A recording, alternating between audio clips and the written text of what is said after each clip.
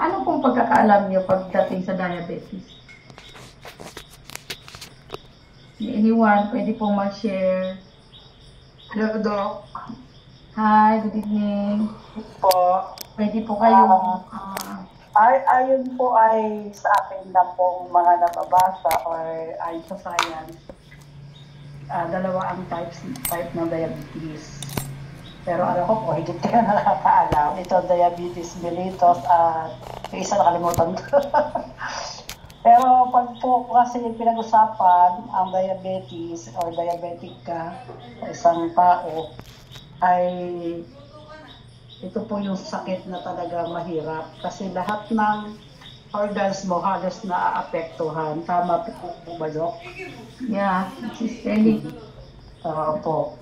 Kaya talagang hanggat kailangan mong ma-prevent, ay gawin na natin.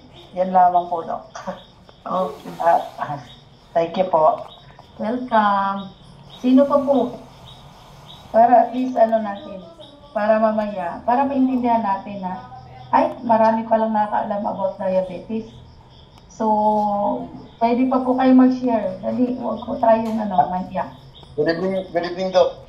Yes po. Awan ko kung tama yung aking matagal ko na kasi ito narinig na ang diabetes daw ay wala pang kagamutan, parang cancer, wala pang medicine na tuklasan para ma-cure ang sakit ng diabetes. Kaya takot na takot po ako magkaroon ng diabetes, maging diabetic. Kaya di ko lang alam kung meron ng natuklasan ngayon. I don't know to. Parang yun lang ang naiintindihan ko. Kaya kung hanggat maaari maiwasan natin ang sakit ng diabetes. Kaya lang, talagang sa ngayong panahon, mga Pilipino sa iba't ibang bansa, kalat na kalat at talagang maraming may sakit ng diabetes. Number 3 yata yan, Dok. I don't know kung tama. Yes. Oh. Number Okay, 1. Dok, yun po yung aking tanong, ang ko doon, kung meron na bang may gamot na ba talaga natuklasan para dyan? Ngayon yung maintindihan. Yes, Dok. Thank you very much. Okay, so maraming salamat po sa mga nag-share. So, ngayong gabi, kailangan alamin natin, di ba paulit-ulit ko na sinasabi na kailangan alamin natin, aralin natin, ano bang uri ng sakit ito para hindi po tayo matakot na basta-basta, no? Kasi pag alam natin yung isang sakit, alam natin kung anong pinagmulan, paano siya nakuha natin, and then paano siya ma-manage, ano yung mga interventions, no? Ano yung mga kailangan natin gawin. So, ano yung mga causes. Dapat alamin natin yun para hindi tayo basta-basta matakot. Kaya tayo natatakot because of the unknown. Wala tayong alam, kaya natatakot tayo. Pero pag may alam tayo, manilesen natin yung anxiety. Kaya nga sabi nga, the best doctor, remember, is our body. No? The best doctor is our body. But of course, the best healer, still, si God po yun. No? So tonight, ang ating topic ay about diabetes. Nasaan na ba yun si Sir Alan? Kasi sabi niya, gusto niyang malaman yung synthetic drugs versus natural drugs. So siguro pag mabilis kong matapos to, itakil ko siya para ma-open up naman yung mga isipan natin. Dahil palagi po tayong sarado ang isip na kailangan synthetic lang. No? Both are needed. No, kailangan po yung dalawa. So now, mag-start na po tayo. Na-share ko na po ba yung slide? Ayan. So, diabetes mellitus. So, familiar po tayong lahat nito, no? Okay?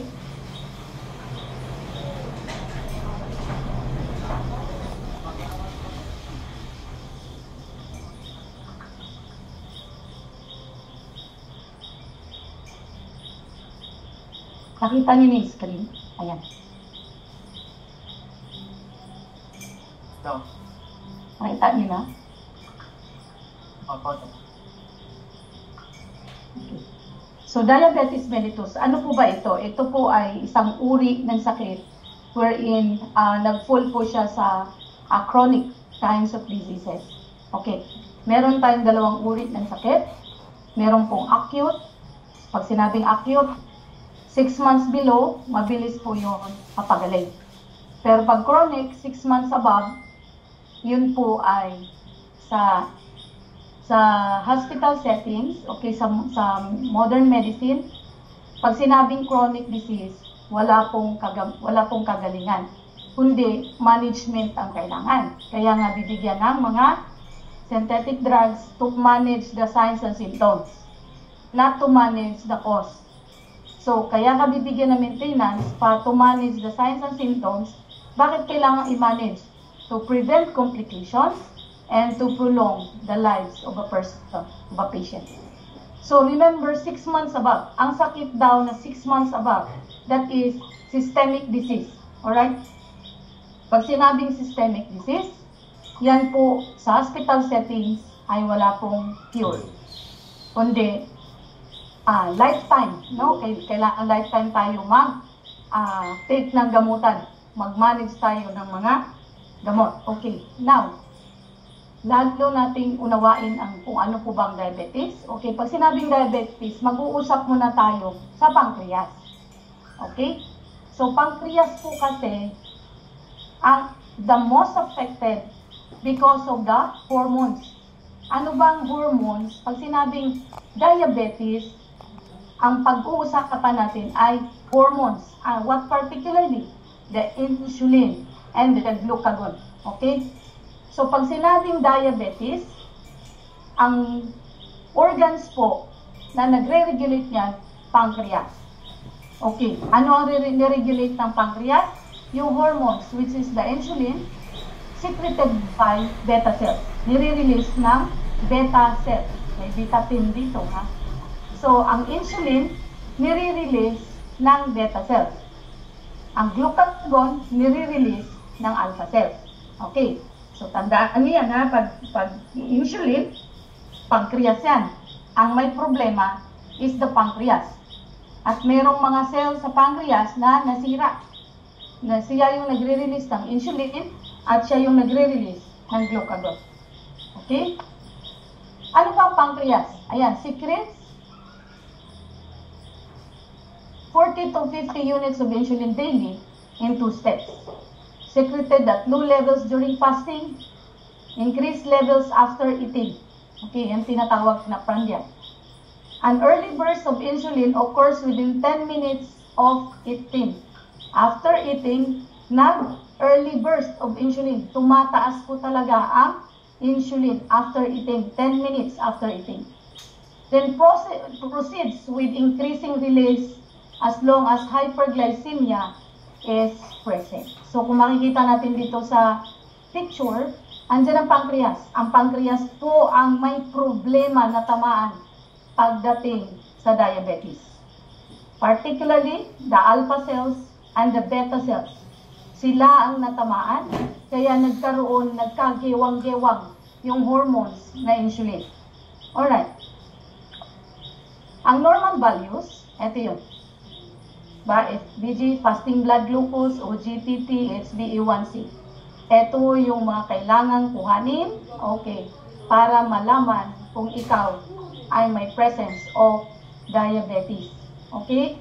HbA1c o GTT, and then FBG. Yan yung mga normal values. Okay? So, insulin, normal values. So, ito yung mga normal values ng insulin. Alright? So, pinakita ko lang sa inyo to, na ito yung mga normal values. Kung may result kayo niyan, so alam niyo na mataas yung sa inyo or mababa. Okay. So, diabetes mellitus. Mag-uusap na tayo. Okay, pag sinabing diabetes, ulitin ko, this is a chronic disorder. Ito yung sinabi ko kanina, na there are 2 types of disease. The acute and the chronic. Pag acute, 6 months below, madaling pagalingin. But 6 months above, that is under, nag-fall siya sa chronic disorder. Pag sinabing chronic disorder, sa medical, wala pong kagalingan. No cure. So, that's why we need maintenance. Anong i-maintain? I-maintain yung sakit at i-manage lang ang signs and symptoms because too much glucose, meron pong signs and symptoms siya that can damage the systemic circulation. Okay. Sabi dito, diabetes mellitus is a chronic disorder of carbohydrate, protein, and fat metabolism resulting from insulin deficiency or abnormality in the use of insulin. Okay? Pag sinabing diabetes mellitus, ulitin ko, it is a chronic disorder. Ibig sabihin, hindi po gumagaling. It is only need po ng management. Okay? So, chronic disorder, 6 months above. Okay, so, intindihin natin to ng maigi para at least hindi tayo matakot, ha? What is diabetes? Number 1, dahil sa diabetes is a disorder of the metabolism.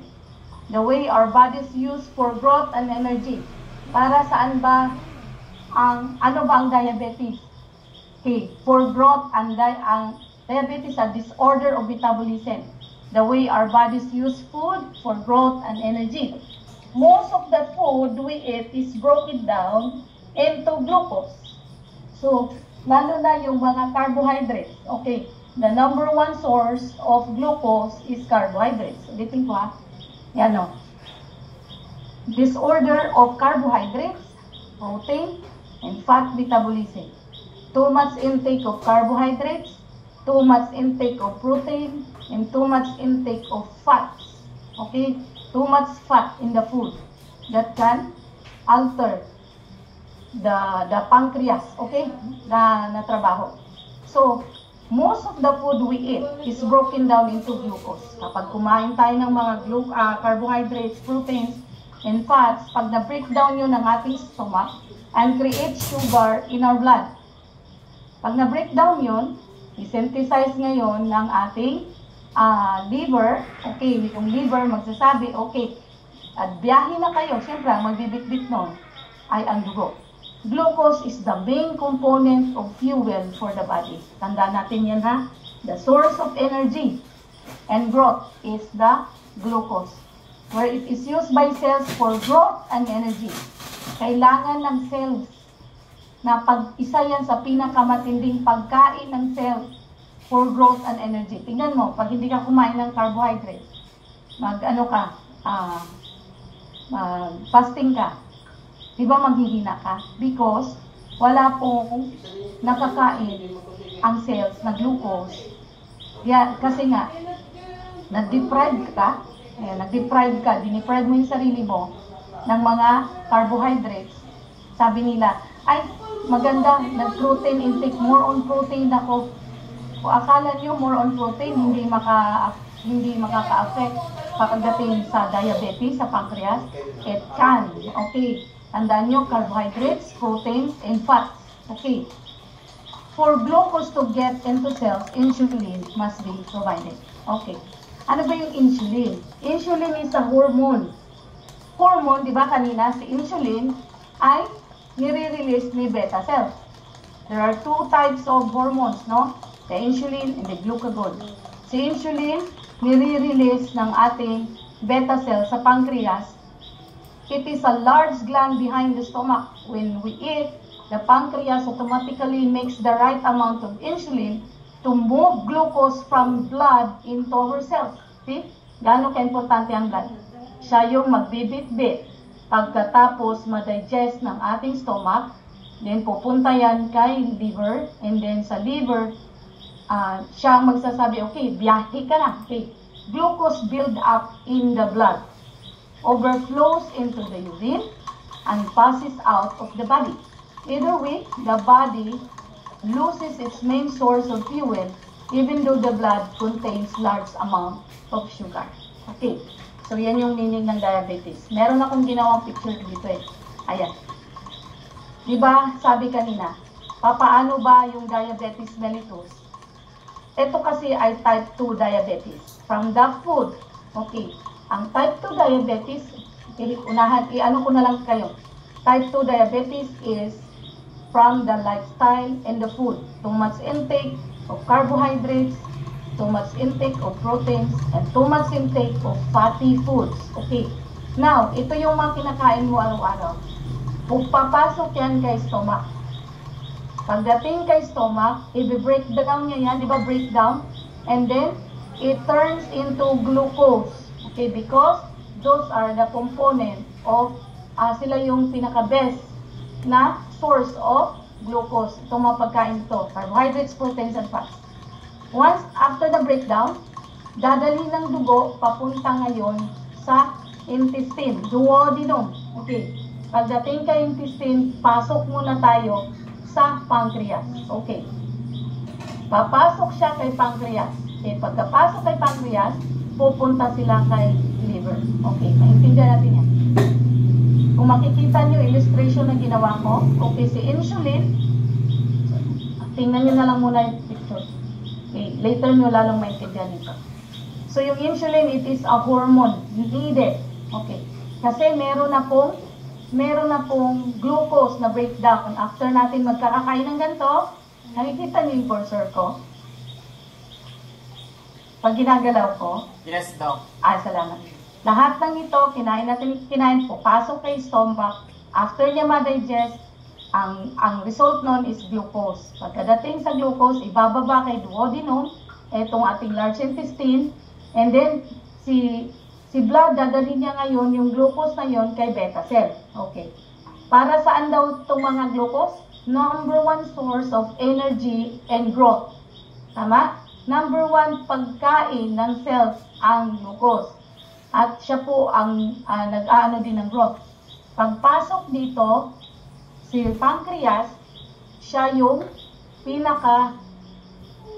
pinaka-system kung saan nare-regulate niya ng tama ang glucose na pumasok sa kanya.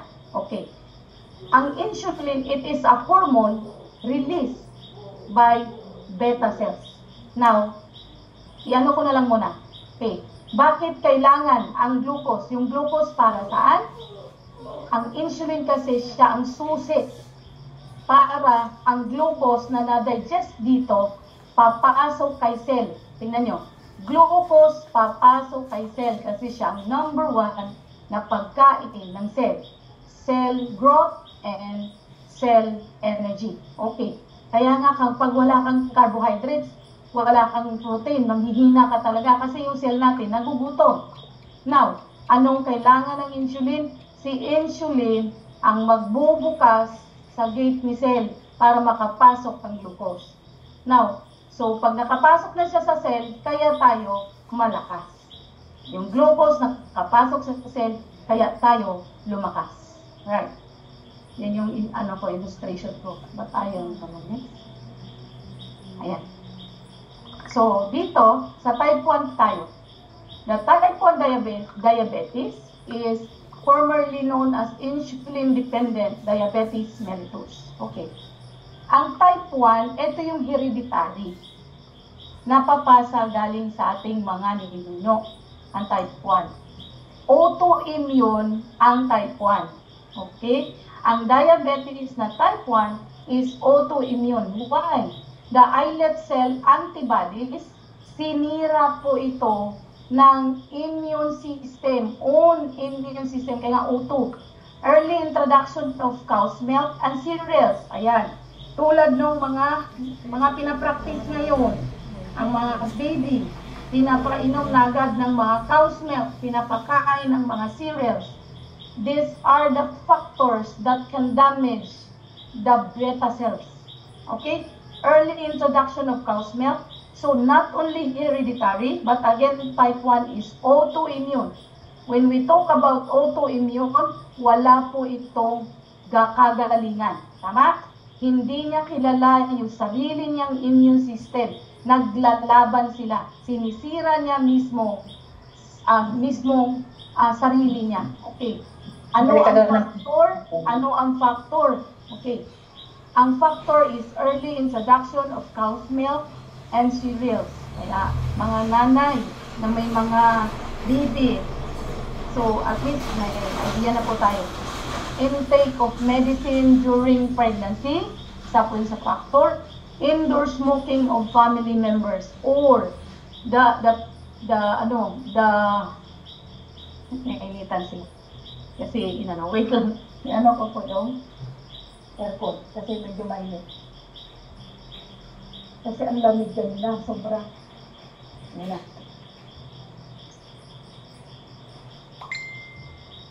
I-off ko lang yung camera ko, ha? Para hindi niyo ako makita.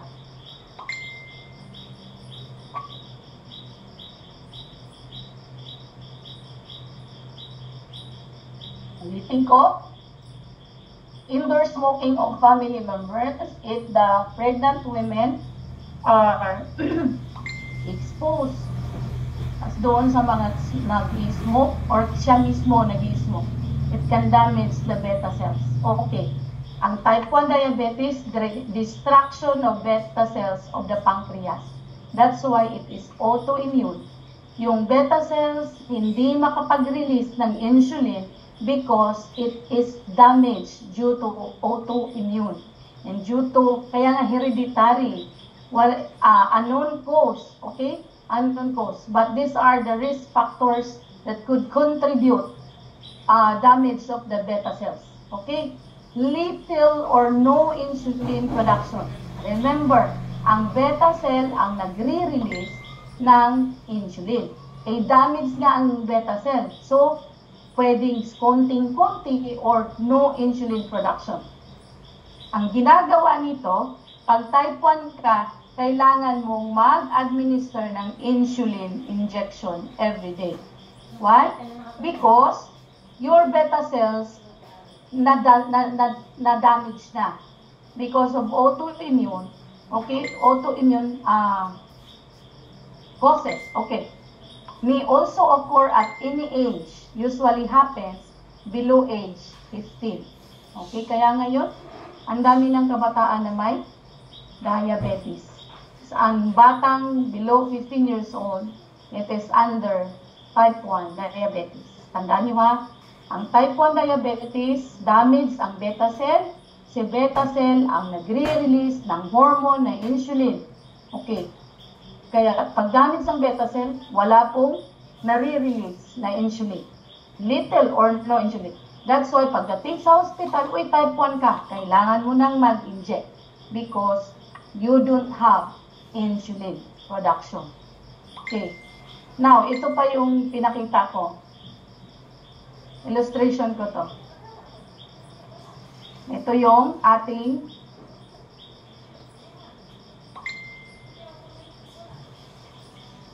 sige na ito, ganito ko pa eh. Para kunyari may konting may konting art. Okay? Para may opinion. Okay. Ito yung pancreas. Okay. Si pancreas, siya yung responsible ng ating glucose. Okay. So, si pancreas, ayan na nakita, pinalaki, yan yung islets of Langerhans. Parang isla sa loob ng pancreas. Ito yun, pinalaki na. Merong beta cell, yan. Beta cell nakaturo. Si beta cell, siya yung nagre-release ng insulin. Tandaan nyo, dito sa illustration ko, si beta, responsible for insulin. Si alpha, responsible for glucagon. Si delta, somatostatin. Pero si delta, wag muna natin to i-focus. Iba din to si delta. Okay, alpha cell, ito yun. Okay. So, lahat yan sa loob ng ating pancreas. Okay? So, dito natin malalaman yung type 1 at type 2. Okay. Now, ayok naintindihan nyo ha, si type 1 ay, ano nga si type 1? Si insulin, si beta cells, na damage because of autoimmune. Okay? Si beta na damage, ito, beta cell na damage, that's why hindi siya makapag-release ng insulin. Ito, si alpha cell naman, siya po ang nagre-release ng glucagon. By the way, glucagon, this glucagon are, ang component ng glucagon is 29 amino acids. Okay? Glucagon has, ang equal nito is 29 amino acids. Polypeptide kasi ang glucagon. Okay? Si glucagon, ang kanyang composition is 29 amino acids. How many amino acids do we have in red pine? 29 daw. Very good. Okay, 29, tama? So, our red pine has 29 amino acids. Glucagon is a polypeptide. It means it is composed of 29 amino acids. Ito yun si glucagon. So, nag-gets na ba? May naintindihan po ba kayo? So, it has 29 amino acids. Okay. Proceed po tayo.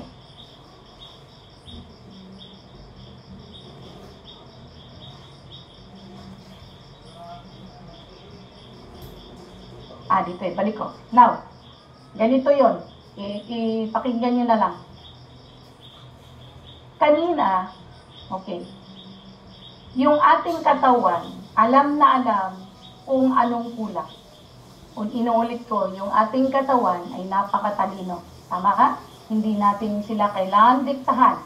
Alam nila yung bawat rule na gagawin nila sa ating katawan. Ano yung functions nila, automatic sila o-operate. Okay? Automatic. No? Now, ang ano ba kaibahan nitong tatlong ito? Okay.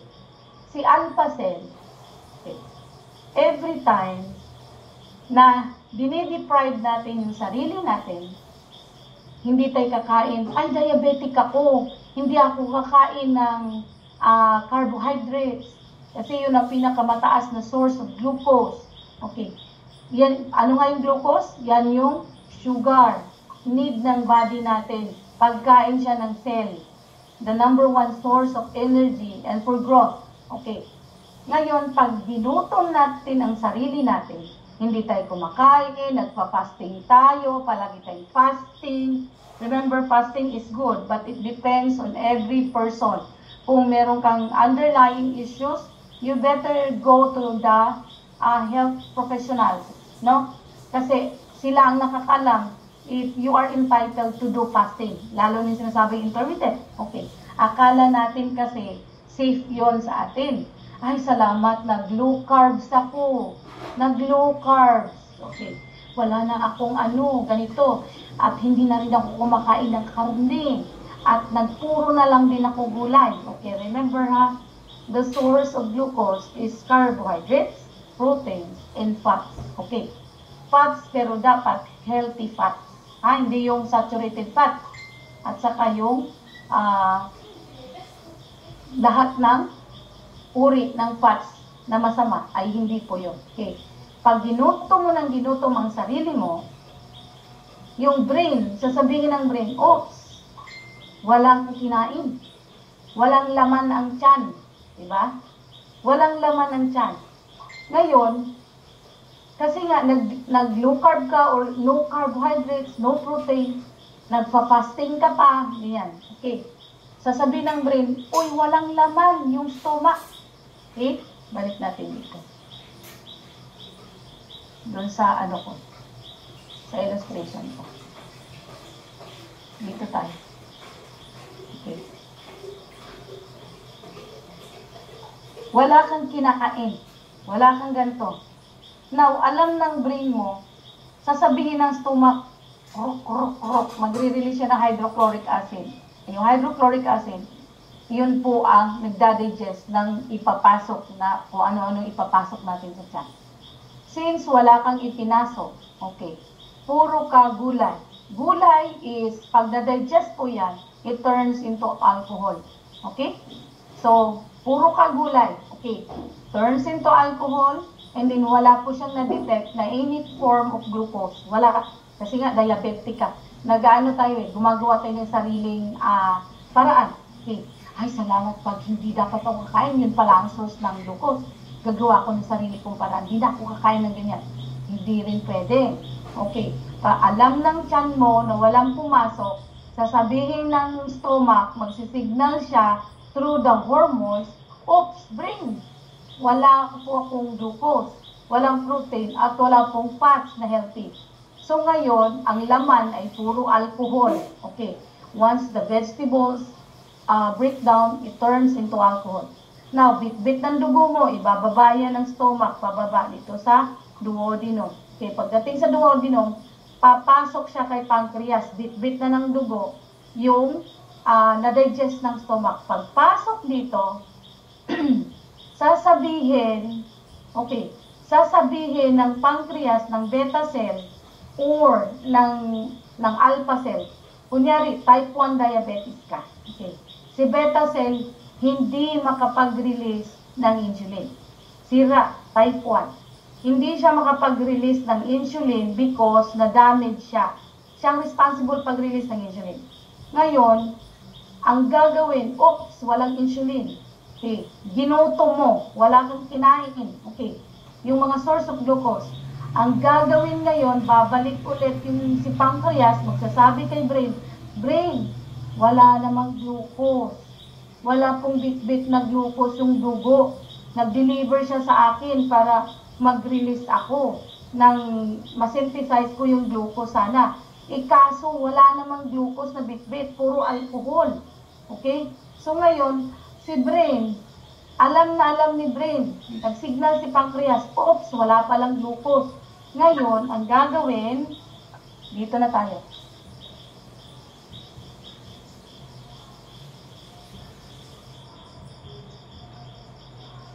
Iniisa-isa ko kasi. Kunyari may style. Okay. Diba ginutom natin? So, ginutom natin, sabi ng beta cell, oops, wala akong ma-release kasi na-damage ako. At saka unang-una, wala pong glucose na bit-bit yung dugo. Wala siyang bit-bit. Ngayon, ang sabihin ng brain, sabi ng pancreas, walang fats, walang glucose, wala pong protein. So, anong gagawin natin? Sasabihin ni brain, pag hindi natin masupply ito, pwede itong manghina. Kasi source of energy nga ang glucose. Manghihina siya kasi hindi siya makagalaw dahil walang pagkain yung cell. Sasabihin ng brain, mag-release si brain, oy, alpha cell, since si beta cell, hindi makapagtrabaho din, na damage siya, o alpha cell, ikaw naman mag-rescue. Okay. Now, si alpha cell, si brain magre-release utusan niya si alpha cell, magre-release siya ng glucagon. Okay, si alpha cell, ayan. Si alpha cell magre-release ng glucagon hormones. Ano nga ang glucagon? This is composed of 29 amino acids. Para saan? Si glucagon, ang hormones, pupunta siya kay liver at saka kay kidney to digest the stored fats. Okay? Tandaan nyo. Kahit wala kang kinain, alam ng ating system. Okay. Kung wala siyang glucose. Ngayon, to the rescue ang alpha cell. Magre-release o utusan ng brain yung alpha cell kasi walang glucose, magiging lupaypay o kaya mahimatay yung isang tao pag walang glucose, because glucose is the #1 food and a source of energy in our body. Okay? Pagkain siya ng cell. Now, si glucagon pupunta kay liver. Liver, di ba marami kang stored fat? At kidney, di ba marami kang stored fat? Lulusawin ng 29 amino acids yung stored fats na kay liver at saka kay kidney. At yung stored fats na yun na nalusaw, ang tawag doon ay ketones. Narinig niyo ba yung keto diet? Okay, dito yun nag-originate. Ketones. Now, so, ngayon kapag kahit hindi ka kumain, nagutom ka, at palagi kang nagugutom, huwag ka mag-alala, hindi ka mahimatay. Okay? Kasi, meron ka pang stored fats. Ketones is a digested stored fat. Okay, tandaan nyo ang keto. Keto means a result after digesting the stored fats in the liver and in the kidney. Okay? So now, na-digest na siya o na-dissolve na. Babalik siya ulit ngayon kay pancreas. Pancreas, meron na po akong ketones. Now, si ketones, sasabihin ng alpha cell, okay, blood, bitbitin mo na si ketones in the whole circulations. Kaya tingnan mo, magugutom ka ngayon, nanginginig ka na dahil wala kang kain, walang glucose. maya-maya na magugulat ka, bakit ako naging okay? Because the alpha cells nag-rescue. You have the stored fats. Hindi ka hahayaan na mahimatay. Hindi ka hahayaan. E tignan mo, pag wala kang glucose, hilong-hilo ka. Pati yung brain mo, because brain, the number one food of the brain cells is glucose. So magtataka ka, ay, salamat, na-restored yung strength ko. Uminom na ako ng tubig. Because you already have the ketones. Nagbit-bit ng dugo. A source of food. Okay? It is a dissolved stored fats from the liver and the kidney. Nagre-rescue si alpha cell. Dati, no? Ang bait ng Diyos talaga. Dito pala, alam nila, di ba lagi kong sinasabi sa inyo, our body knows how to revive us and how to repair the damage. Okay, now, okay, ay salamat, pwede palang ganun, nagpagutom ako ng pagutom. Okay lang pala dahil magre-rescue ang alpha cell, magre-release pala siya ng glucagon para ma-dissolve yung stored fats. Okay lang magpagutom ako kasi diabetic ako. Meron lang palang taga-rescue. But remember, too much ketones can lead to ketoacidosis that could damage your kidney and the liver.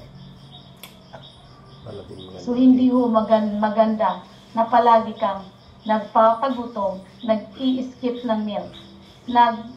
Ano ba tawag nila? Intermittent. Because one day, your liver and your kidney will collapse. Because too much digest and too much dissolved of ketones stored fats in the liver. Bakit? Ito yung emergency. Remember, this is emergency glucose. The ketones is the emergency glucose. Wherein, kunyari umalis ka, wala kang source of food, that's the time, pero hindi natin siya pwedeng i-abuso. Why? It can lead to ketoacidosis that could damage the liver and the kidney. Remember, saan stored fats? Sa liver at sa kidney. Palagi mong ginagawa ganun. And one day, do not be surprised, no, that your liver and kidney will collapse. Alright? So, I hope naintindihan niyo po. That is type 1 diabetes. Alright. Next time. I hope malinaw po sa inyo. Yan, si glucagon. Glucagon secreted or released ng alpha cells of the islets of Langerhans. Pag sinabing islets of Langerhans, isla kung nasaan ang alpha cells and beta cells. They are communicating to each other. The alpha cells and the beta cells are synchronized to each other. Oops, walang glucose. Oops, maraming glucose. Sila po ang nagtatrabaho niyan. Okay. Now, what is the major stimulant of glucose? It is amino acids. We have to be thankful. Ang ating red pine ay 29 amino acids and that is the source of glucagon. Glucagon is a polypeptide, contains 29 amino acids. And the good thing, red pine has 29 amino acids that serves as the glucagon to dissolve the stored fats. Okay, major inhibitors, glucose, insulin, and somatostatin. Okay? So, ito yung glucagon. Naintindihan nyo na? Kapag wala kang kinakain na kahit anong carbo, kasi nag-low carb ka, hindi ka pa rin manghihina, hindi ka pa rin mamamatay, mahimatay, because we have the alpha cells. Shall nagre-rescue. Again, the alpha cells is used only during emergency, but not all the time. Siya yung nagre-rescue. Kasi below ang sugar can also lead to comatose. Below level of sugar can also lead to comatose. Tandaan niyo po yan. Now, insulin. Insulin na tayo. Tapos na tayo sa glucagon. Si insulin, ay wala akong insulin, may insulin, nag-inject ako insulin. Insulin is a hormone, okay, regulated or released by the beta cells in the pancreas. 50 to 60 damage of the islet cells mass needed for diabetes become apparent. See? 50 to 60% damage. Bakit siya na-damage? Because of autoimmune. There are some factors that can damage the beta cells, but actually the beta cells is under autoimmune. Type 1 diabetes. High blood sugar stimulates clusters of special cells, beta cells, in your pancreas to release insulin. The more glucose you have in your blood, the more insulin your pancreas releases. Major stimulants, glucose, amino acids, glucagon, and CCK, acetylcholinesterase. Ito, mahirap po ito ha. Okay, next. Si insulin is a hormone. Para saan ba si insulin? Huwag na natin to si somatostatin. Huwag na to. Kasi ito yung sa gastric, pancreatic, at saka sa biliary. Huwag na natin. Siya po ang may functions nito. Si delta cell. Huwag na muna to. Dito muna tayo. Okay. Ito yung glucose and insulin. Tanda natin, glucose and insulin. Ito yung pag-uusapan natin pagdating sa diabetes. Okay. Ano ba si insulin? Glucose enters in the bloodstream from intestine. Ito. Kain ka ng kain, maraming carbo, maraming protein, maraming fats. Okay. Pag na-digest ng stomach, pupunta siya kay bloodstream. Bit-bit yung glucose. Bit-bit ang bloodstream. Tala, bayahin tayo. Pagdating dito, para saan ang glucose? It is a source of energy and growth. Now, bakit ba kailangan yun? Kailangan ng glucose makapasok sa cell. Kasi pagkain ng cell ang glucose. Okay. Ngayon, si cell, mayroong gate. May dalawang gate ang cell. Ito yung gate na to itong gate na to, kailangan itong mabuksan para magbukas din ang gate para makapasok ang glucose. Okay. Now, para maintindihan nyo dami natin kinain. Okay. Na carbo, protein, and fats. Bit-bit ng dugo natin, babiyahe siya. Papunta kay intestine, kay duodenum. Okay. Papasok ngayon kay pancreas. Okay. Pagdating sa pancreas, sasabihin ng beta cell. Okay. Oops! Ang dami-dami. Para saan ba si insulin? Si insulin ay hormone. Kailangan siya kasi siya yung susi. Okay? Ito, dalawang gate ng ating cell. Yung gate na to, hindi to magbubukas kung walang insulin. Because ang insulin ay susi. Okay, susi. Susi, it is a hormone released by beta cell.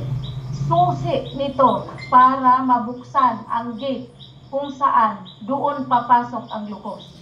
Hindi sila pareho ng gate. Yung cell na to ay kailangan lang mabuksan kapag may insulin. Susi. Okay. Para anong purpose ng insulin? Kailangan siya, ang susi ay ang insulin. Kailangan merong insulin para mabuksan niya yung gate kung saan doon papasok ang glucose. Hindi sila pareho ng pasukan na? Okay. Si insulin ay susi para mabuksan yung gate kung saan papasok ang glucose. Now, sa type 1 diabetes. Okay. Ang type 1 diabetes, walang insulin. Okay? Walang insulin, walang susi. Ngayon, yung dugo, bit-bit yung glucose. Pagdating dito, walang insulin. Hindi nag-release si pancreas. Insulin enters bloodstream. Okay. Si pancreas, sasabihin niya, oops, wala akong insulin, sorry. Na-damage kasi ako. Pasensya na, wala akong insulin na may release. So, maraming glucose, ang type 1. Ngayon, since si pancreas, wala siyang may release, si beta cell, kasi na-damage siya sa type 1, ang tanong, makakapasok ba, mabubuksan ba ang gate na to kung saan papasok ang glucose? Hindi. Wala siyang insulin. Okay. Ngayon, yung bit-bit ng dugo natin, maraming glucose. Saan ngayon pupunta ang glucose? Hindi siya makarating sa cell. Hindi siya makapasok ay walang insulin. Hindi magbubukas ang gate.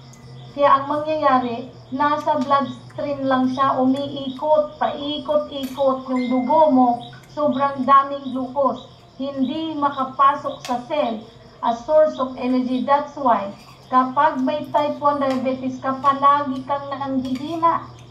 Bakit kay lagi mong nanghihina? Because ang cell mo walang pagkain, hindi nakapasok. Why? Walang pangbukas ng gate. Si insulin ang susi. Susi ko siya. Hindi ko siya kung ano. It is a hormone wherein its function is just to open, no, yung gate para makapasok ang glucose cell. So, ang type 1 diabetes, wala pong insulin. That's why, gumagawa tayo ng to the rescue. Nag-i-inject ng insulin ang type 1 para temporary management. Bibigyan ka ng bayan, i-inject mo yan araw-araw. Okay. Why? Si beta cell hindi nag-release dahil na-damage. It is autoimmune. It is type 1 diabetes. Pag nag-inject ka, ay salamat na regulate yung sugar ko. Why? Nakapasok. May temporary insulin. Nakapasok ang glucose. O pumasok. O okay na. Ay salamat nakapasok yung glucose. Nakakain yung cell. Then, again, tandaan nyo, kapag ang glucose, walang insulin, dahil hindi siya nagre-release, ay hindi siya makapasok ang glucose. Ang type 1 at type 2 diabetes, palaging nauuhaw. Bakit? Alam ng katawan mo na ang bit-bit ng dugo mo ay puro sugar. Now, through osmotic pressure, uutusan na naman ng kidney, ng brain, si kidney, oops, kailangan mo nang uminom ng maraming tubig para iihi mo yung sobrang daming glucose na bit-bit ng dugo mo. That's the reason why type 1 and type 2 diabetes ay laging nauuhaw. Sa sobrang dami ng glucose na nasa dugo, hindi nakapasok sa cell. So may rescue na naman uli. Alam na naman kasi wala kang insulin. Alam na naman ng brain, oops, kidney, ang daming glucose bit-bit ng iyong dugo, ng dugo ko. So, through osmotic pressure, maglalabas po ng insulin para mararamdaman mo yung uhaw. Palagi kang nauuhaw. Why? Anong purpose nun? Pag sobrang daming glucose ang dugo, napakalapot ng dugo mo because of too much glucose. That's why you need water para ma-flush out yan through urine. Okay? So, I hope may naintindihan ko. How does the insulin work? Ayan yun. Susi siya para mabuksan ito, para yung glucose makapasok. And then, pag nakapasok ng glucose, sasabihin na cell, yehey, nakakain na kami. Alright? So, again, sa type 1 diabetes, ito yung illustration ko. Hindi maganda yung illustration ko, ha? Okay, type diabetic ketoacidosis. Ito is a type 1. Remember, too much fasting, too much intermittent na hindi needed ng katawan mo because of too much underlying issues. One day, do not be surprised, your liver and your kidney mag-fail. Alam mo lang, ay salamat, kasi diabetic ako. Remember, pag bumagsak, hypoglycemia, too much hypoglycemia, it can also lead to comatose. Because your brain, hindi na po nakakakain. O, ito yung sa illustration ginawa ko, yung glucose, kailangan makapasok sa cell. Si insulin, kailangan susi siya para yung glucose makapasok sa cell. Since ang type 1 diabetes, hindi magre-release ng insulin, si beta cell, kasi nga na-damage, that's why, pabalik lang ulit sa system, sa dugo, yung mga glucose. Alright? Ang tanda nyo, ang insulin ay susi sa gate ng cell. Wala pong ibang function sa insulin, kundi susi para mabuksan yung gate kung saan doon papasok ang glucose. Alright? So, next, type 2 tayo. Alright. Ito din nasabi ko kanina, fat breakdown. Ito na yun. Na wala kayong kinakain ng carbohydrates, ng protein, at ng good fat. So, it will lead to ketones. Too much fasting, too much low carb, or no carb, one day, you can develop diabetic ketoacidosis. It means, pag sinabing diabetic ketoacidosis, your liver and your kidney damaged because of too much fasting, too much low carb, too much no carb, too much no protein. It can damage your kidney and liver. Okay? So, ayan na. Na-explain ko na po ito kanina. Yan, tingnan mo. Tingnan mo, glucose. Na-explain ko na po ito, diabetes. Okay? Type 1. So, that's why nga, ang type 1 diabetes, since wala siyang susi, hindi makarelease si beta cells, kailangan mong mag-insulin. Okay? Requires insulin, daily insulin administration. Tuturok dito, tuturok dito, o tuturok. Ito yung mga sites wherein you can inject the insulin. So, ano nga ang purpose ng insulin? Susi lang po siya sa cell para mabuksan yung gate kung saan doon papasok ang glucose. Okay, symptoms. Doon na tayo sa symptoms of diabetes. I say. Symptoms? Okay. Excessive thirst. Sinabi ko na po ito kanina. Dahil hindi nakapasok sa cell yung ating glucose na bitbit ng blood. Kaya sasabihin ng brain, sobrang dami ng glucose na bitbit ng dugo. Kidney, through osmotic pressure, magre-release ng hormones para mararamdaman mo yung excessive thirst. Para saan? Para ma-flush out mo yung mga excessive glucose na nasa bloodstream mo. And then, iihit mo siya. Okay? And then, excessive hunger. Okay, excessive hunger. Of course, type 1 diabetes. Excessive hunger talaga kasi gutom yung mga cells. Wala pong nakapasok na glucose. Hindi nakakapasok yung glucose. Kaya, excessive hunger talaga. Maggugutom, palagi kang gutom. Why? Hindi nakakain yung cell. Walang glucose na nakapasok. Kaya sasabihin ng brain mo, gutom na gutom yung mga cells. So ngayon, magre-release na naman ang brain ng hormones para mararamdaman mo na naman yung gutom. Okay? So, unexplained weight loss. Okay, yan po yung mga symptoms. Blurred visions. Bakit na-blurred? Too much glucose in the blood. Okay? Can damage the optic nerve. Ang liliit, ang nerve ng ating mata ay kasing hibla ng ating buhok. At kung ang iyong dugo ay sobrang taas ng mga fats, sobrang taas ng glucose, it can damage the optic nerves. Alright. Slow healing of cuts and sores. Of course, kapag may diabetes ka, pag too much sugar, too much glucose ang bitbit ng iyong dugo, slow healing po talaga. Because, yun po yung nag-a-aggravate ng slow healing, nag-a-aggravate ng mga sores, ng cuts. Okay? Kasi, tandaan nyo, ang glucose is pagkain din ng mga bacteria for them to survive. Laging fatigue, natural. Dahil yung mga cells hindi nakakain ng glucose. Vaginal yeast infections. Kaya yung mga vaginal part, ang daming kati-kati. Why? Yung urine mo, madami pong glucose na bitbit. Kapag type 1 or type 2, maraming glucose na bitbit. Yung dugo mo, kaya pag umihi ka, nandun din yung mga glucose, i-favorite po ng mga yeast ang glucose. That's why, sa vaginal, maraming itchy. Kati-kati kasi kinakain po nila. Nandun yung mga glucose. Because of urination. Okay. Frequent urination, including frequent full diapers in infants and bedwetting in children. Kailangan mo talaga frequent urination para lumabas ng lumabas.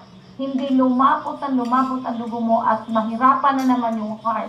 Kailangan mong iihi ng iihi kasi sobrang lapot na ng dugo mo, bit ang mga glucose. That's the reason why there is frequent urination. It is a normal signal in our body. Ang brain natin nagsasabi, nagkukuman, oops, ang daming glucose sa dugo, kailangan mong ilabas yan through urination. Okay? So, now, we have different amino acids. Again, red pine has 29 amino acids And this is the very good source of type 1 diabetic patients. Type 1 diabetic patients. The leucine is an amino acid that acts as a glucagon in type 1 diabetes. Tandaan nyo, glucagon is type 1 diabetes. Si alpha cells ang nag-stimulate. This is the hormones, glucagon. This is the emergency hormones wherein na-deprive mo yung sarili mo na hindi ka na kumain ng mga carbo, ng protein, ng fats. So, si glucagon composed of 29 amino acids. And one of amino acids is the leucine. Leucine increases insulin sensitivity. So within my 6 years in this company and this product, ang dami na pong diabetic patients na natanggalan na ng insulin injection. Why? Because there is leucine. Leucine increases insulin sensitivity. Tandaan nyo, ang type 1 diabetes, hindi mabubuksan ang gate kasi walang insulin. But because of the leucine acts as insulin. Oops, pagdaloy ng dugo papunta kay pancreas, walang, di ba type 1? Si type 1 walang beta cell, sira, so walang insulin. Bit mo ng dugo mo yung red pan at yung mga glucose. Pagdaloy nila papunta sa bloodstream, madidetect ng cell. Kaya increases insulin sensitivity. Yung gate na yon, akala niya may insulin. Okay? Akala niya may insulin. Yan yung si leucine. Acts as insulin. That's why magugulat ka, bakit nakapasok? Wala namang insulin. It's a good thing we have red pine because leucine acts as an insulin. At nag-detect niya, increases insulin sensitivity. Akala nung cell, yung dugo mo may bit-bit na insulin. Yung pala, si leucine. Thankful ba kayo? Ang dami na po nating diabetic dito na-regulate na po talaga. No more insulin injections. Why? Sa red pine, merong leucine. Leucine acts, it increases insulin sensitivity. Tanda natin dito.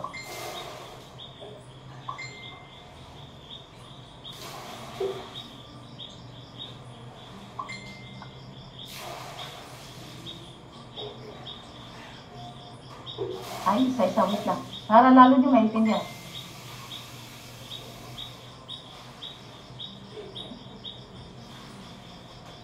Okay, ito. So, si bloodstream, bit-bit ang dugo, ang glucose. At bit-bit din ang leucine. Now, pagdaloy na ng dugo doon sa circulations, ang cells, biglang nagkaroon, di ba si leucine? Increase the sensitivity of insulin.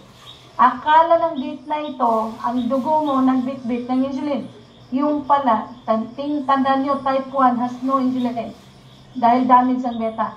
The good thing about red pine, we have the 29 amino acids, which is the glucagon. It serves as insulin. Hypersensitivity to receptor, insulin receptor. Pagdaloy ng dugo, bit-bit ang insulin, ang leucine, akala nito, nadaya siya. That's why, may insulin, magbubukas ito. Pag nagbukas ito, pag nagbukas na ito, yung glucose makakapasok. Okay? So, yan yung ating red pine component ng red pine. You can research. Ito po yung pinaka, my presentation, this is taken from the clinical study. Ginawa ko lang siyang ganito para lalo yung maintindihan. How the red pine address the type 1 and type 2. Ayan increases insulin sensitivity. Wow, may insulin. Yung pala si leucine. That's why yung lahat ng glucose nakakapasok. You don't need insulin injections anymore. Okay, we have the leucine. Alright. Ano pa? Amino acids na si L-glutamine. Si L-glutamine is effective treats diabetes, aiding in glucose utilization and balancing blood sugar level. Pag si L-glutamine na component ng red pine, nasa dugo natin bit-bit kasama yung ating glucose, yung sobrang daming glucose, sticky po yan, ang lapot-lapot. Si L-glutamine, ini-stabilize niya yung sobrang lapot ng dugo. That's why when you drink water, okay, ilalabas niya ng mabilisan. Hindi siya mag-i-stay sa circulation. Remember, diabetic is a systemic disease. Now, kapag may glutamine, siya po yung nagbabalance ng blood sugar level. Mabilis ang paglabas because of glutamine. Iihi mo siya ng iihi because of the L-glutamine. Okay? Sorry. Another thing, type 2 na tayo. Okay. Formerly known as non-insulin-independent diabetes in IDDM, probably caused by disturbance in insulin reception in the cells, number of insulin receptors, loss of beta cell responsiveness to glucose, leading to a slow insulin release by the pancreas. The type 2 diabetes occurs over age 40 but can occur in children. Before 40 years old above, doon pa nag-occur. But now, mga bata pa lang, meron na. Because the number one, the type 2 diabetes is from lifestyle and the food intake.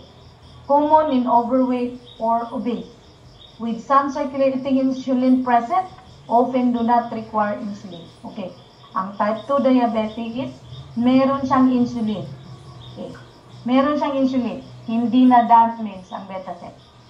With some circulating insulin present, often do not require insulin. Ang type 2 diabetes, hindi kailangan mag-i-inject ng insulin. Why? Si beta cells hindi na damage. Makakapag-release pa siya ng insulin. O, di ba? Type 1, type 2. Makikita niyo yung difference between the two. Si type 1, walang insulin because na-damage ang beta cell. Kung saan yun siyang nag-release ng insulin. Si type 2 naman, hindi damage ang beta cell. So, meron siyang insulin. Ay, salamat, makakapasok na yung glucose doon sa cell because may insulin, may susi. O, di ba yun ang isipin natin? Si type 2, may beta cell na nagre-release ng insulin. Pero bakit nagkakaroon pa rin ng diabetes? Okay? Now,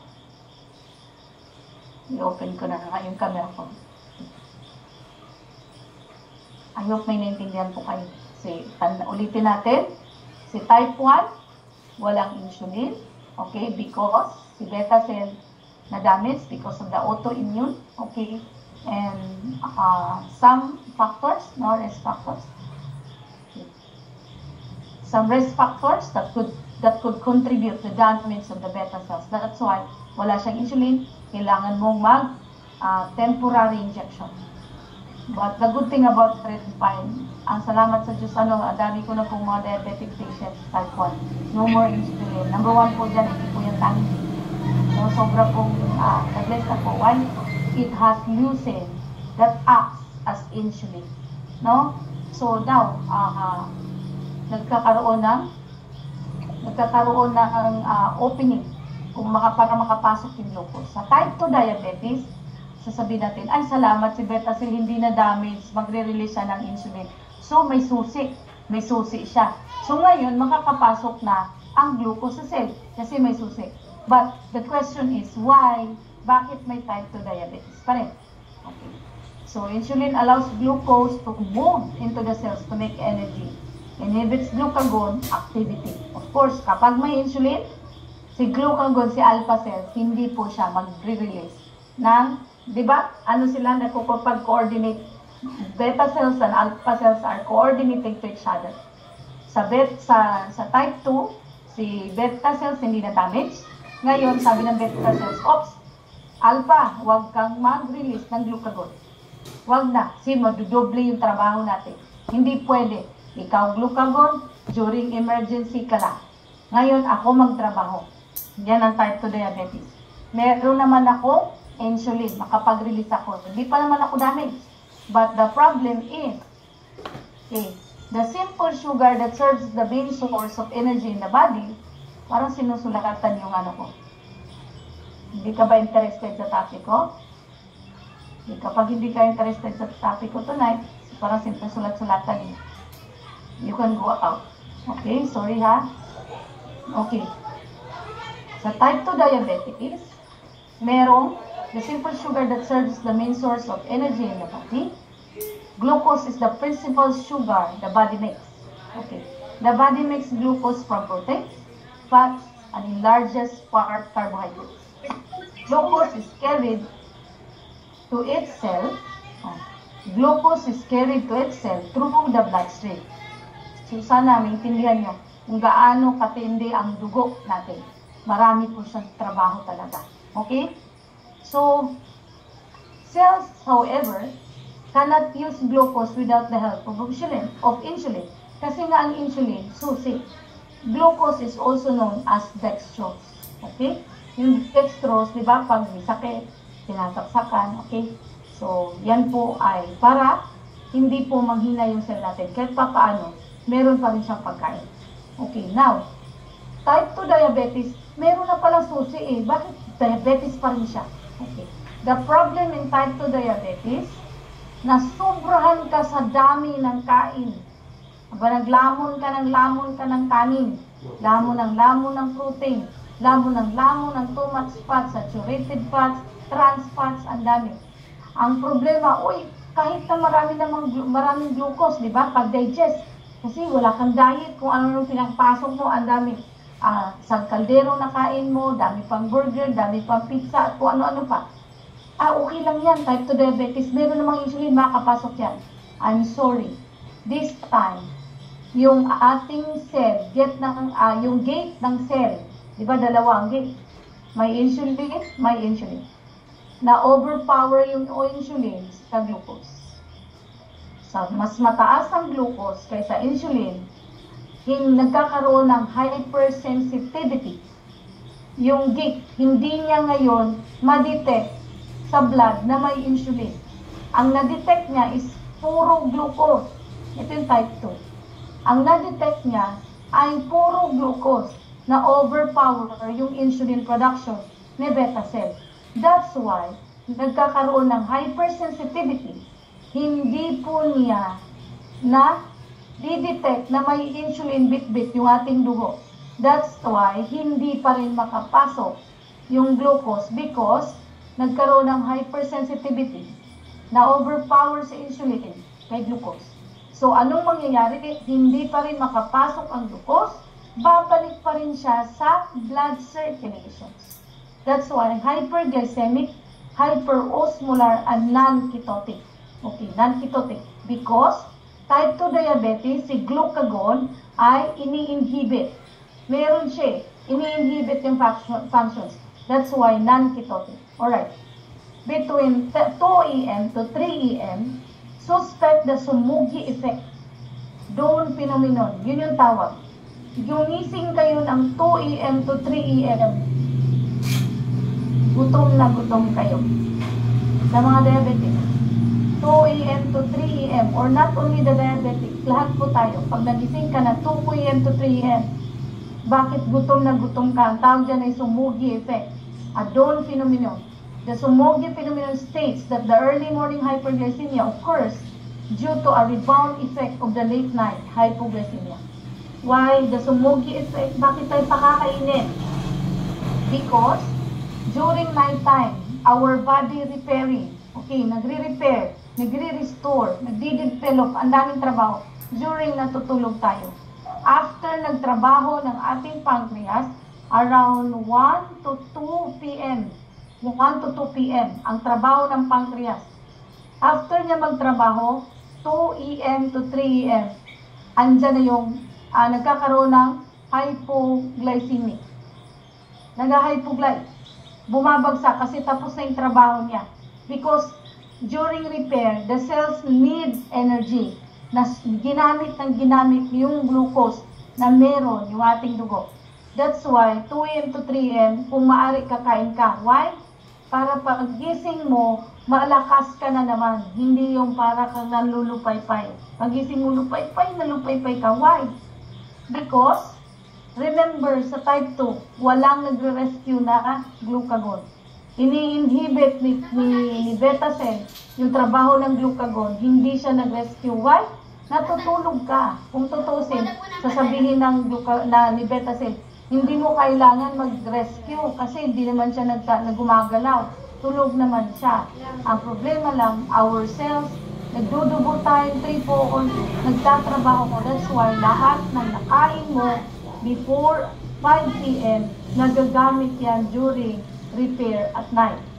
Okay? That's why there is what we call sumugye phenomenon. Of course, due to a rebound effect of the late night hypoglycemia. That's why sa umaga, parang pagod na pagod ka pagising mo because naggamit yung lahat ng glucose mo during repair. Alright? So, pagtandaan nyo na, yun yung tawag, sumugye effect. 2 to 3 a.m., gumising ka, tinan mo, gutom na gutom kayo. Nagtatrabaho ang pancreas natin around 1 to 2. So, after ng trabaho niya, pagod na siya. That's why ang tawag dyan ay sumugye effect or sumugye dawn phenomenon. Okay? So, kailangan mo kumain to get ready. Pagising mo, hindi ka manghihina. May lakas ka pa rin. Okay?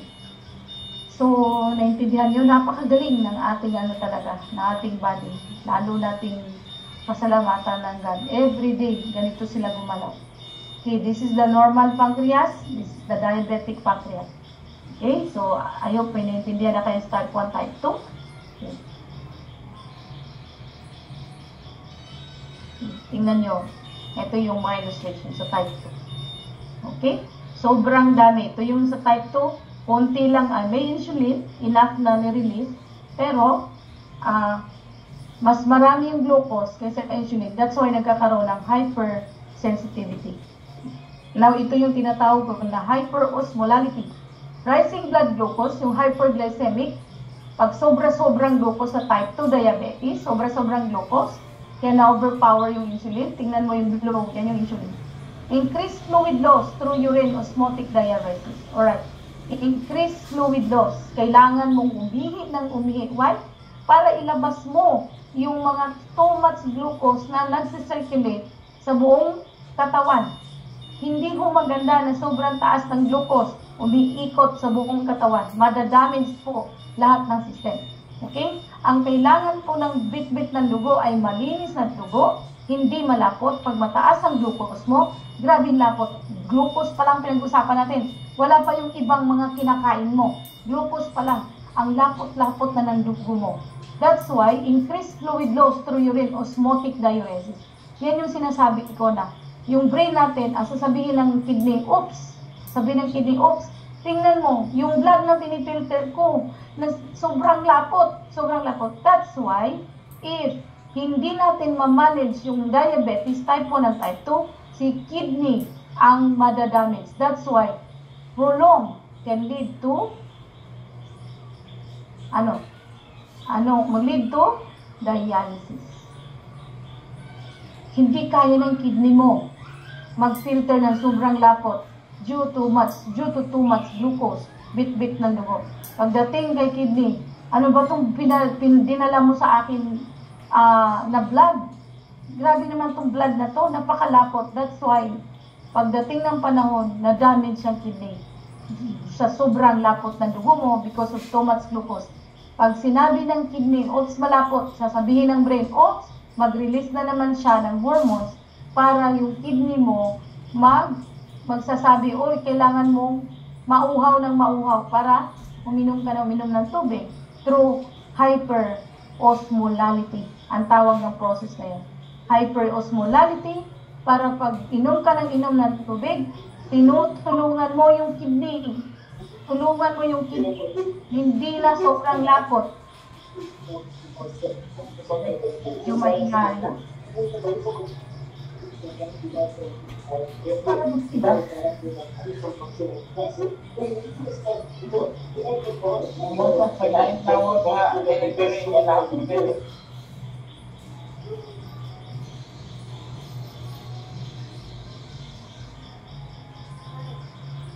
Okay?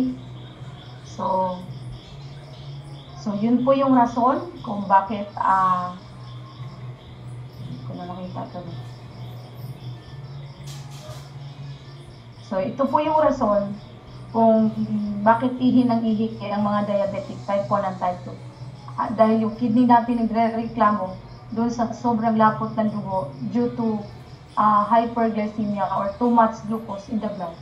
Kaya pauuhaw-uhaw, palagi nauuhaw para mabilis may flush out. Tinutulungan mo yung kidney na mag-flush out ng mga too much glucose in the urine. Okay. So, 7 common symptoms. Okay. So, ito. Halos pareho ang type 1, type 2. Ang pagkakaiba lang nila, si type 1 walang susi.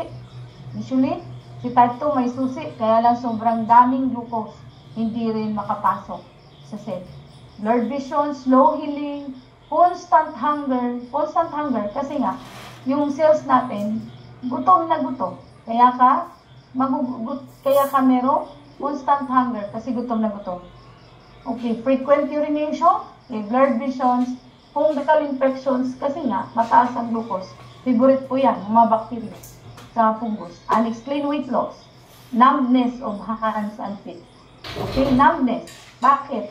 Hindi po na-circulate ng maayos ang dugo because of too much glucose in the blood. Kaya nagkakaroon ng numbness in hands and feet. So, yun po yung mga now. In type 2 diabetes, okay, di ba si type 2 diabetes merong insulin? Pero bakit hindi pa rin makapasok? Dahil too much glucose. The good thing about red pine, we have the isoleucine. Okay. Si isoleucine regulates the blood sugar level. Ang trabaho ni isoleucine na component ng ating red pine, nire-regulates niya yung blood sugar levels. Pag once yung red pine pumasok sa bloodstream natin kasama po ang blood glucose, yung blood glucose, too much blood glucose, ay napaka-sticky. The good thing about isoleucine, pinapalabnaw niya yung too much glucose in the bloodstream. Okay? So, yun yung trabaho ng isoleucine na component ng red pine. Sobrang daming glucose, sobrang sticky. Here comes the isoleucine component of red pine. Pinapalabnaw niya yung, parang sinisira niya yung glucose para hindi lumapot ang dugo. And then you drink a lot of water, no? You drink water para mabilis po yung paglabas ng glucose sa ating bloodstream. So, ito yung sinasabi ko, histidine. This acts as insulin. Nagkakaroon, nadidetect ng ating, ito po yung sa clinical study ha? Okay. The histidine, component of red pine, this will act as an insulin. Kaya kahit ito, wala kang insulin, type 1 ka, wala kang insulin hormone, si histidine, siya po yung magbubukas sa mga gate para makapasok ang glucose. Kilala ng cell yung histidine na alkala niya, yun ang insulin. That's why you don't need to inject insulin na mga kung ano-ano binigay sa inyo. So, it acts as insulin. That's why nakakapasok. Ang dami ko na pong pinaka-testimony nito, mga type 1. Number 1 po si Kuya Sandy talaga. Sobra. I think 36 years na nag-i-inject ng insulin. Nung tinuloy-tuloy niya, and he is, ano na po siya, candidate for dialysis that time, nung nakita ko siya. And then tinuloy-tuloy niya, I'll tell you, mula nung nag-take siya ng red pine up to now. Next time, pwede ko siyang i-interview. Actually, meron po akong video dito. 36 years na nag-i-insulin. Mula nung tinuloy-tuloy niya ang red pine, hindi na po siya nag-i-insulin. At sabi nga ni Ate Malo, si Kuya Sandy mo, namimiss na niya tama sa red. Why? Wala na po siyang mga synthetic drugs. Inalis na po yun sa kanya. Why? Nag-normal po ang diabetes. Kasi nare-regulate yung glucose. Okay. Histidine, ito yung trabaho. Ayan, instead na insulin, ang type 1, si histidine, ayan, kasama sa dugo. Remember, chronic kidney disease, cleaning the free radical anti-inflammation, insulin resistance, systemic inflammation, oxidative stress. Sinabing insulin resistant, ito yung trabaho ng histidine. Ito yung sa diabetes type 1. Okay? So, si type 2, meron si N-acetylcysteine. This is also amino acids. Ito yung NAC, ang tawag niya. This is also stabilize the blood sugar. Andito na nga sa L-glutamine, nandito pa si N-acetylcysteine na component natin red pine. That's why, huwag kang magtataka na a-address yung nare-regulate yung blood sugar level mo talaga. So, ito pa si tryptophan. Si tryptophan also can regulate. Okay.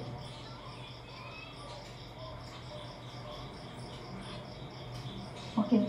Si tryptophan po, isa po ito sa component ng red pine. This is also amino acids. Siya po ang it helps control a healthy weight because halos mga diabetic nagkakaroon po ng weight loss. Okay, si tryptophan po, na component natin red pine, ini-stabilize na tinutulungan niya yung BMI natin para hindi bumagsak yung weight ng isang diabetic patient. So, another thing, sa type 2 diabetes to, kasi bakit magtataka ka ang dami-dami sa type 2 diabetes? Because of too much glucose, hyperglycemia. Si glycine is also aid in protection against type 2 diabetes. Okay, type 2 pa rin siya. Siya din po yung nagre-rescue dun sa too much glucose in the bloodstream. Now, the clinical signs and symptoms, almost the same ang type 1 and type 2. Polyuria, palagi ihi, tapos polyphagia, nauuhaw, nagugutom, bumabagsak ang weight, nahihilo, changes in LOC, level of consciousness, lalo na kapag sobrang taas ng glucose, sleepiness, drowsiness can lead to coma. Too much sugar, too much glucose, and low glucose level can lead to coma. Okay? And also recurrent infection. Why? Bacteria love sugar. It is a source of energy to the bacteria. Prolonged wound healing, kaya ang mga diabetic patients, hindi po talaga siya mag-heal kapag may sugat because kapag mataas ang sugar mo at may sugat ka, talaga namang na-aggravate yung sugat because papasukan siya ng mga bakterya, tuwang-tuwa ang bakterya. May port of entry sila, ay, ang daming glucose. May sugat, may gate na tayo, kakainin natin. That's why magtaka ka, bakit lumaki ng lumaki ang sugat. That's why, if you encounter patients na may sugat, patakan niyo po. Kasi, mabilis po yan mag-heal. Why? May opening. At yung bit-bit ng dugo mo ay puro glucose. Favorite din ng mga microorganisms. Pagkain nila yun. Maraming microorganisms, may opening, may wound. Doon sila mag-i-stay para may pagkain sila. That's why na-aggravate po yung sugat. Now, that's the time, patakan mo ng red pine para hindi po sila hindi sila tumagal doon sa sugat. Mamamatay sila because our red pine has antibacterial. Okay? Mamamatay. We have already cases ng mga diabetic patients, lalo na sa Burias Island, Pambira. Matindi po yung mga na-encounter namin dito. Ang lalaki na ng mga sugat. And then, thank God, 1 month, 2 months, malaki po talagang pagbabago. We have so many cases na po na pinagaling yung mga gangrene. Ang dami na po. Hindi na ho namin mabilang yung mga tao na stabilize ang blood sugar at ang bilis gumaling ng mga sugat. Tataktaan ang sugat para hindi doon mag-i-stay ang mga microorganisms kasi pagkain nila yan. And then to prevent infections. Okay, pag too much bacteria di ba sila kakainin nila yung part na yun ng sugat and that can lead to inflammatory because of the infections. Prone to infection, glucose inhibits the phagocytic action of WBC. Genital pruritus, yung nangangati yung genital area because of glycosuria. Fever for fungal. Yung mga fungus kasi, favorite ang glucose. That's why ang daming kati-kati. Growth of candida infections resulting pruritus, common presenting symptoms in women. Kaya palaging makati ang vaginal area because of the fungus. Favorite po nila ang glucose. So, who are at risk? Obesity, type 2. Race, yung lahi. History of CVD, isa po ito. Hypertension, physical inactivity, familial history, polycystic ovary syndrome, gestational diabetes. Pwede sila yung may risk factor. So, diagnostic, of course, glucometer. Okay. Fasting plasma glucose, ito po yung kung saan ma-detect natin what kind of type ikaw. Type 1 ba or type 2? Okay. OGTT, oral glucose tolerance. Painumin ka ng glucose. Concentrated. Okay, so dyan malalaman.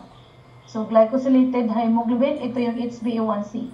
Sabi ba, ay, nagpa-fasting, mag-pausit busy ako, hindi naman mataas yung sugar ko. CBC is totally different from diabetes. Ha, tandaan niyo yan. Makikita doon sa CBC na malapot dugo mo, makikita doon. Pero, kung gustong malaman na diabetic ka, we need to check HbA1c. Test that measures the amount of glycolated hemoglobin in your blood. Glycolated hemoglobin is a substance in the red blood cells that is formed when blood sugar attaches to hemoglobin. Okay? Yan siya. Yung HbA1c, ito po yun. Yung blood sugar, nag-attach na po siya sa hemoglobin. Ayan, no? Ito yung hemoglobin. Si blood sugar, dumikit. So, doon mo po makikita na diabetic ka. Tignan mo, hemoglobin, glucose. Ang HbA1c, para malaman mo na diabetic ka, tingnan mo si glucose, dumikit na kay hemoglobin. That is the HbA1c, glycosylated hemoglobin. Okay. So, glycosylated hemoglobin, ito po yung mga normal value. Urinalysis, pwede rin makita because too much glucose in the urine. Makikita din. Di ba nga, inom ka ng inom para iihi mo siya ng ihi. So, every time ihi ka ng iihi, nandun po yung glucose. Doon makikita. Diagnostic test, ito po yung normal values. Okay? So, yan yung mga normal values. Ayan. Ito yung sa good. Pag sinabing borderline, 8 above, ayan. Select good, active, sugar tested. Okay? Action suggested. Kailangan na to. Kapag ganito na ang level ng HbA1c. Okay? So, ano pong dapat? Follow individualized meal plan and snacks as schedules. Okay. Hindi po pwedeng totally tanggalin. Okay. Again, pag walang glucose, pwedeng makuma. Pag sobrang glucose, pwede rin makuma. Because glucose is the #1 source of food in our brain cells. Anong pwedeng kainin? Pwede uminom muna akong water.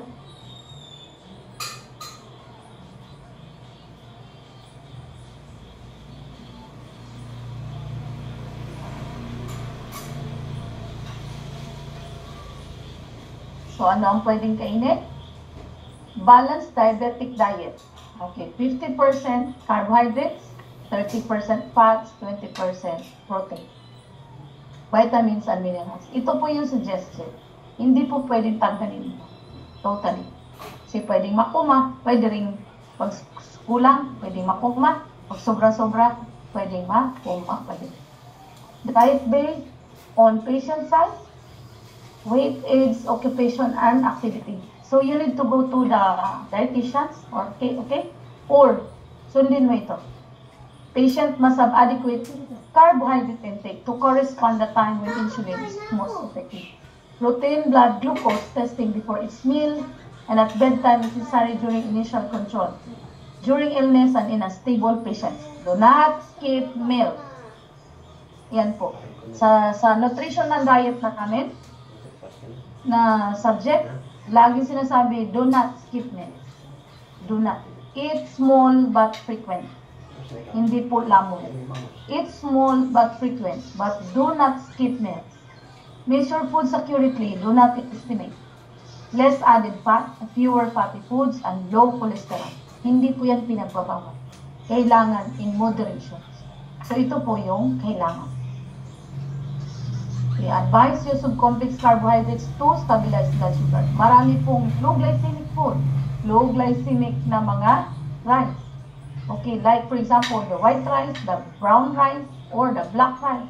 Ang white rice kasi, sobrang taas na glucose. Kasi GMO na yung white rice natin. Ngayon, ang ating white rice ngayon, yung GMO, 1 cup of white rice is equivalent to 1 cup of glucose.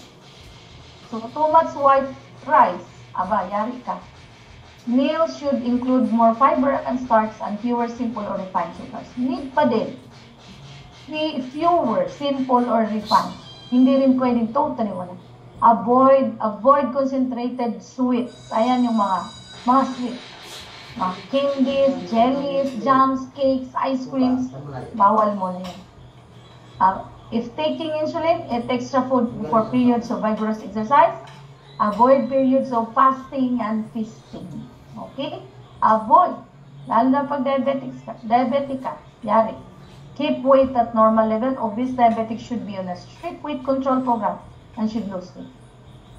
Okay? So, ito pa po yung mga patients na interventions.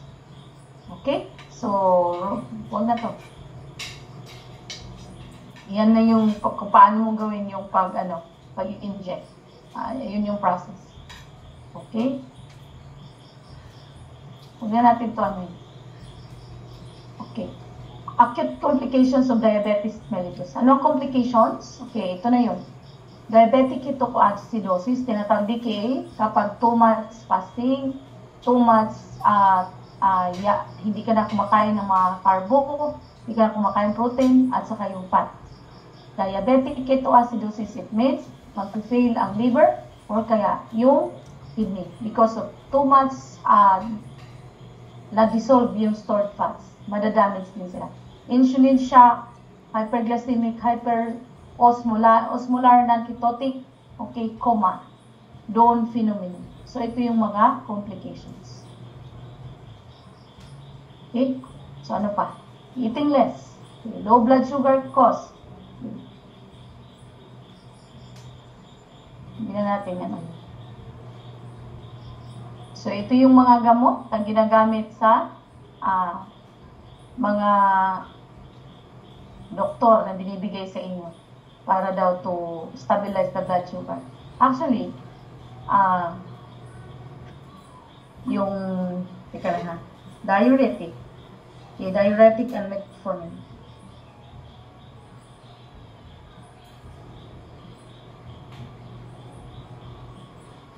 Like furosemide. Yung furosemide kasi, it is diuretic drug. Si furosemide plus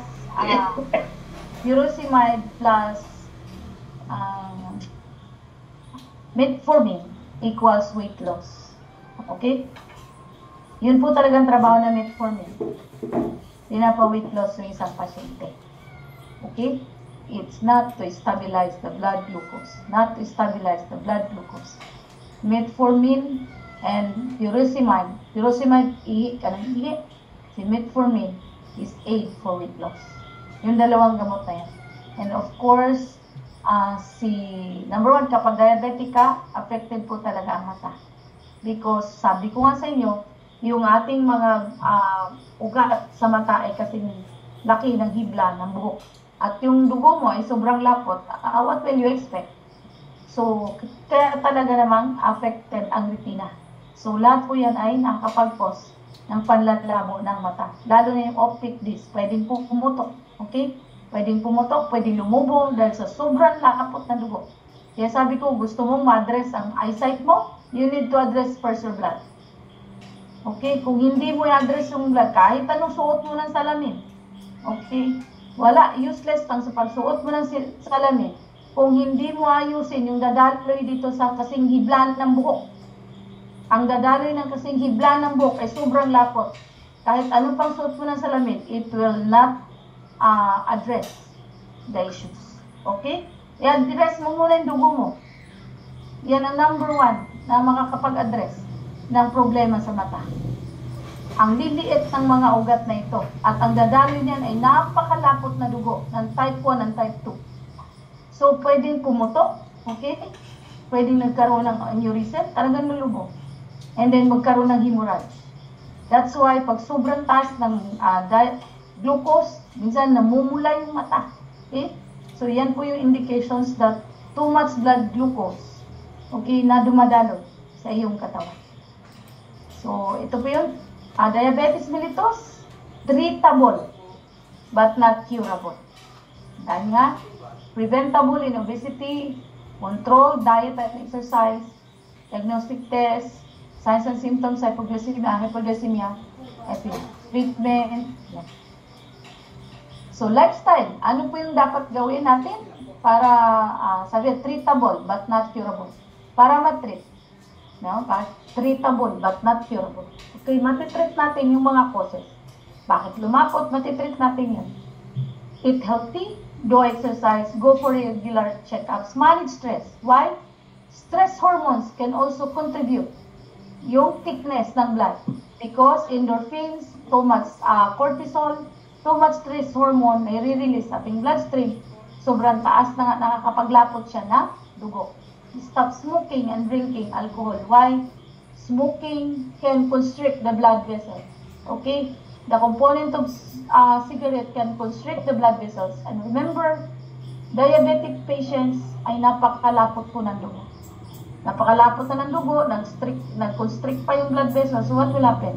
It can lead to heart attack. It can lead to nag-fail po yung kidney natin.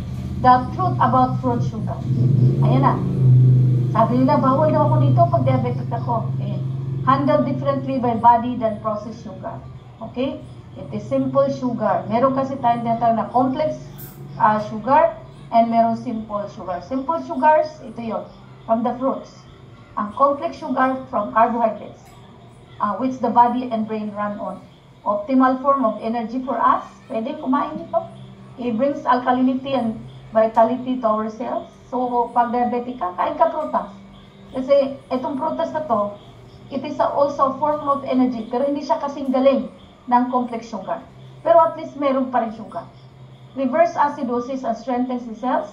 All sugars are not the same. Tama. Fruit sugar does not need to be limited. Tandaan niya. Does not cause diabetes. So, best foods for diabetes? Ito yun. Worst foods for diabetes. May nagtanong, bakit banana worst foods? Because banana has high component of potassium. Potassium can constrict the blood vessels. And remember, blood vessels, pag nag-constrict, ang dumadali po doon ay malapot. So, hanggat mari, isa lang, or kung pwede, i-avoid mo na. Because it has potassium. Mataas po ang component that can leads to contract the muscles and can also constrict the blood vessels. Okay? So, ano pa ba? Of course, too much is bad for us. Mayroon po ba kayong mga tanong? Tapos na po tayo. Alright? So, I hope may naintindihan po kayo tonight sa aking diabetes type 1 and type 2. Wala po silang kakaibahan. Kapag hindi na control, hindi nakapasok sa ating